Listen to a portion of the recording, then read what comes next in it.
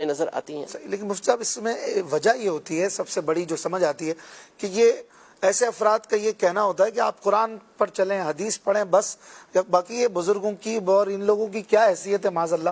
تو اس حوالے سے اگر ایک ذہن مل جائے کہ جب صحابہ کا یا اہل بیت کا یا ولیوں کا ذکر ہو، ایک مسلمان کا طرز گفتگو کیا ہونا چاہیے؟ مسلمان ہمیشہ باادب ہوتا ہے، احترام کرنے والا ہوتا ہے. دیکھیں تیلی اصغر صاحب نے بھی پچھلے دنوں اس پر اچھا کلام کیا اور پوری قرآن کی آیت سے بتایا کہ جو جملہ بعض لوگوں کی زبان پہ آیا ہوا کہ بابے تو کوئی شے نہیں. جی. تو حالانکہ یہ جو طرز، یہ جو انداز ہے، جی. یہ اسلامی تربیت کے بالکل خلاف ہے. نبی پاک صلی اللہ تعالیٰ علیہ وسلم تو یہ ارشاد فرماتے ہیں کہ من لم یرحم صغیرنا ولم یوقر کبیرنا فلیس منا، کہ جو ہمارے چھوٹوں کے پر رحم نہ کرے اور ہمارے بڑوں کی تعظیم نہ کرے وہ تو ہم میں سے ہے ہی نہیں. ٹھیک ہے؟ تو اب انداز گفتگو کہ وہ کوئی شے نہیں ہے، کوئی چیز نہیں ہے، کیسے نہیں ہے؟ اللہ تبارک و تعالیٰ کی بارگاہ میں ان کا کیا مقام و مرتبہ ہوتا ہے.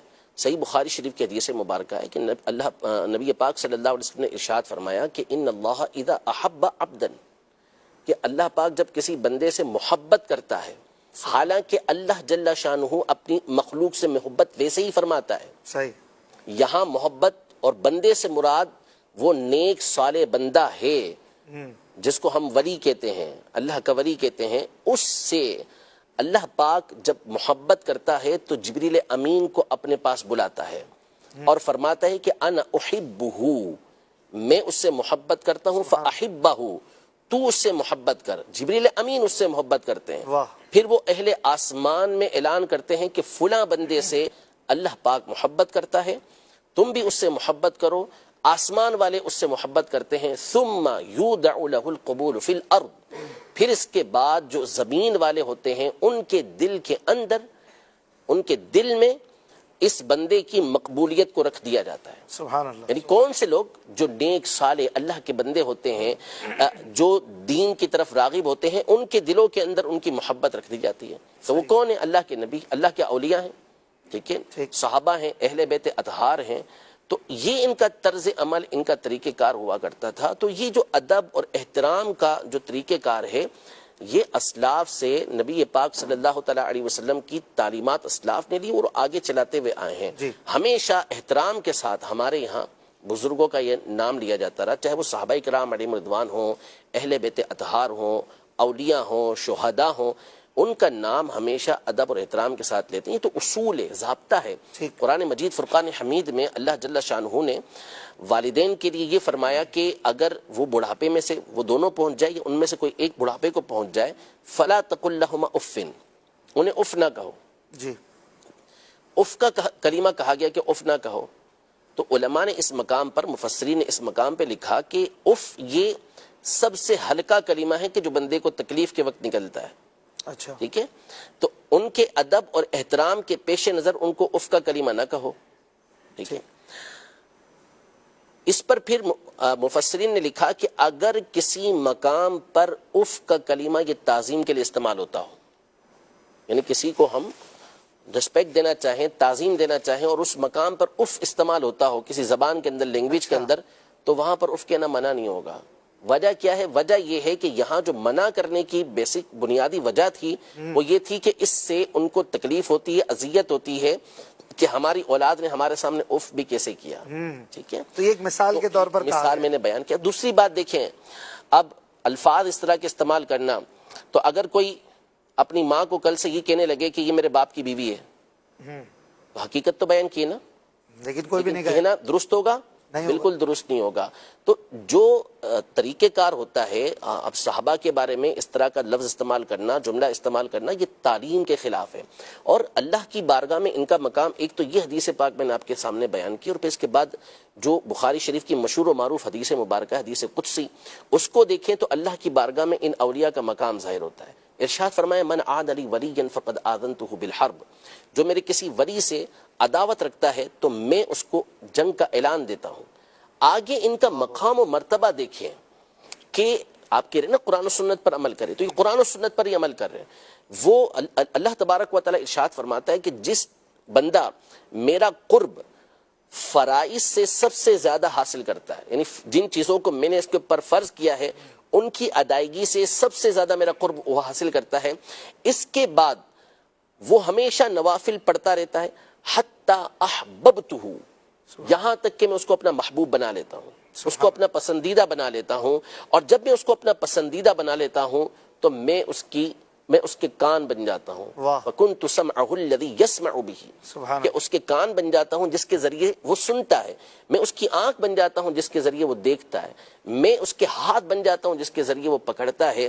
میں اس کے پاؤں بن جاتا ہوں جس کے ذریعے وہ چلتا ہے. اب اس کی تفسیریں مختلف ہیں کہ اس کا معنی کیا بنتا ہے، لیکن اب اللہ کی بارگاہ میں ان کا مقام دیکھیں، ان کا مرتبہ دیکھیں کہ اللہ تبارک و تعالیٰ کیا ارشاد فرما رہا ہے کہ میرے اولیاء سے عداوت کا نتیجہ یہ نکلے گا. پھر اس کے بعد متصل یہ بات ارشاد فرمائی جا رہی ہے کہ اللہ کی بارگاہ کے اندر ولی بننے والے ان کا مقام و مرتبہ یہ ہے کہ اللہ ان کو اپنا محبوب بناتا ہے. ان کے باڈی پارٹس کے بارے میں فرمایا کہ اللہ کا نور جلال اس میں داخل ہوتا ہے. پھر اس میں یہ بیان کیا گیا کہ اب یہ جو اللہ تبارک و تعالی ہاتھ پاؤں کان یہ جو بیان کیا، ظاہر ہے کہ اللہ پاک اس سے پاک ہے، تو اس کا مطلب یہ بیان کیا گیا کہ وہ اللہ پاک کی اطاعت کے اندر ہی زندگی گزارتے ہیں. اور کرامات کے حوالے سے بھی یہاں گفتگو کی گئی ہے. پھر اس کے بعد یہ ارشاد فرمایا کہ اگر وہ مجھ سے پناہ مانگتا ہے تو میں اس کو پناہ دیتا ہوں، وہ مجھ سے سوال کرتا ہے تو میں اس کو عطا کرتا ہوں. سبحان اللہ. تو اللہ کی بارگاہ میں تو یہ مقام و مرتبہ ہے، اور آپ کہتے ہیں کہ کوئی شے ہی نہیں ہے، کوئی چیز ہی نہیں ہے. اور پھر میں آپ کو بتاؤں کہ دیکھیں، بندہ جب ابتدا چھوٹے طبقے سے، چھوٹے درجے سے کرتا ہے نا، جی، یعنی پہلے وہ اللہ کے ولیوں پر اس طرح کی باتیں کرتا ہے، تو کبھی بھی یاد رکھیے گا کہ اب وہ اس دروازے پہ نہیں رکے گا. یہ دروازہ ہوتا ہے جو، یعنی یہ وہ جگہ ہوتی ہے جس کو کہتے ہیں کہ یہاں سے دروازہ کھل گیا، اب اس نے آگے ہی بڑھنا ہے.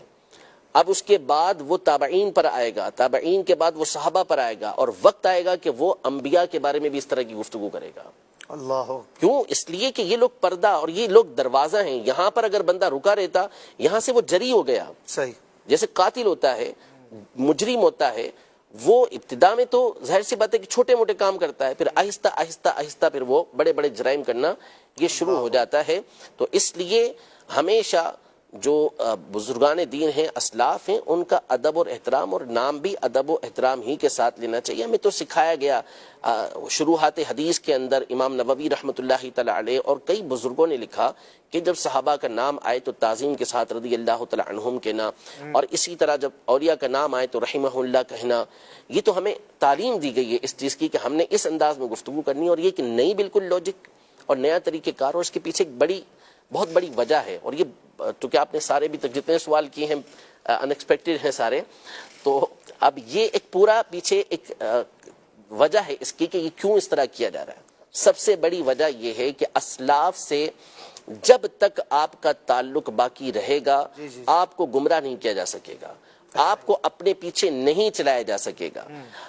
اپنے پیچھے چلانے کا جو صحیح طریقہ، جو شارٹ کٹ طریقہ ہے وہ یہ ہے کہ آپ اسلاف سے ان کا تعلق توڑ دیں. جب اسلاف سے تعلق توڑ دیا تو اب منمانی کرنی ہے، جو چاہے آپ کرتے رہیں، جو چاہے آپ بولتے رہیں. اب جب حوالہ پیش کیا جائے گا کہ جی یہ تو فلاں مفسر نے یہ بات کہی ہے، جنہوں نے اپنی ساری زندگی اس فن کے اندر گزاری ہے، فلاں محدث نے یہ بات کہی ہے، فلاں فقیر، وہ تو کچھ ہی نہیں، وہ تو کوئی چیز ہی نہیں ہے. تو اس کا مطلب تو یہ ہوا نا کہ آپ نے تو تمام کو بے وقعت کر دیا کہ نہیں، ان کی وقعت ہوگی تو امت ان کی بات مانے گی. اور یہ وہ لوگ تھے کہ جو سلسلہ در سلسلہ ہمیں نبی پاک صلی اللہ تعالی علیہ وسلم تک پہنچا رہے تھے، لیکن انہوں نے وہ جو کڑی آ رہی تھی اس سے کاٹ دیا کہ نہیں ڈائریکٹ ہمارا راستہ، حالانکہ یہ امت کے طریقہ کار کے خلاف ہے. اور ہمیشہ آپ دیکھ لیں کبھی بھی یہ توہین والا انداز آپ کو امت کے اندر جو نیک سارے لوگ ہیں کبھی ان کے اندر نہیں ملے گا. ٹھیک ہے، اب یہ پچھلے 1400 سالوں میں اس طرح ہمیں اچھے لوگوں میں، صالحین میں نہیں ملتا. بالکل نہیں لگتا ہے جیسے کہ آج کوئی آیا اور وہ کہتا ہے پچھلے سارے غلط تھے، میں ہی صحیح ہوں.